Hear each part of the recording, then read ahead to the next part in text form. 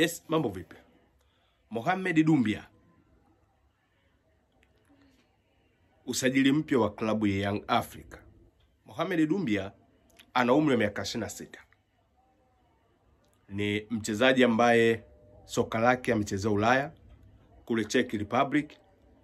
Amechezea kwenye klabu moja hapo kubwa kule Czech Republic inaitwa Slovan. Ukiacha Slovan alicheza kuna klabu moja inaitwa Dukla, ipo pale pale Czech. Kwa maana hiyo status yake ni kubwa. Ni status ambayo kiukweli yes kuchezea Ulaya, tunajua status ya kuchezea Ulaya. Sasa huyu mwamba amecheza Ulaya. Amecheza Ulaya na sasa hivi tunavyosema yupo Burkina Faso. Yupo kwenye klabu moja iliyomlea akiwa mdogo, Megista. Megista, kwa nini amekwenda Megista? Baada ya kuachana na klabu ya Slovan ya kule Czech, alikuwa anatafuta timu. Kwa maana ili kiwango chake kisipotee, akaja kwa kuchezea klabu yake ya zamani ya nyumbani kwao, Megista, kwa muda ili aendelee kubaki kwenye fomu yake huko akitafuta timu ya kuchezea. Na hatimaye Yanga wamemsajili. Yes, ni bonge la mchezaji. Mohamed Dumbia ni bonge la kiungo.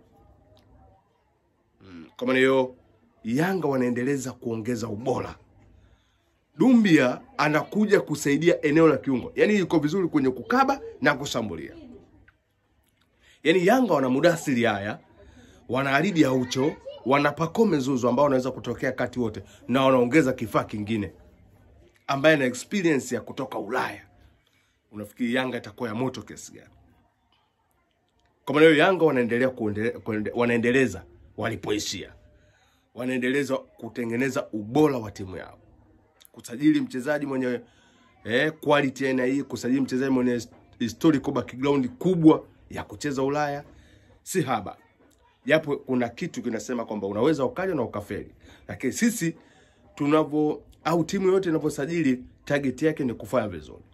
Na naamini kutokana na experience yake ya kucheza kwa competition kubwa kule Ulaya, kwenye klabu ya Yanga ataperform. Na mimi nawasifu Yanga. Wanapokuja kwenye sekta ya kusajili, wanakuwa makini sana. Na wakisajili wanasajili mtu kweli. Kwa maana huyu Mohamed Dumbia ni mtu kweli. Ni Ivory Coast. Ni Ivory Coast. Kacheza Ulaya. Kwa maana hiyo naamini Yanga watanufaika sana. Na ataendelea kuwa bora msimu ujao. Na hata kutetea kombe lao. Kwa sababu Yanga wanajazilia, hawasajili kikosi. Wanajazilia pale walipokuwa wameona kidogo pana mapungufu, wanaongeza. Tofauti na klabu kama Simba ambao wanatengeneza tena kikosi upya.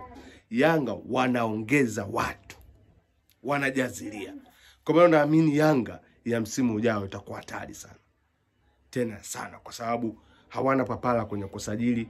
Wanasajili wachezaji wachache tu ambao watakava kwenye nafasi.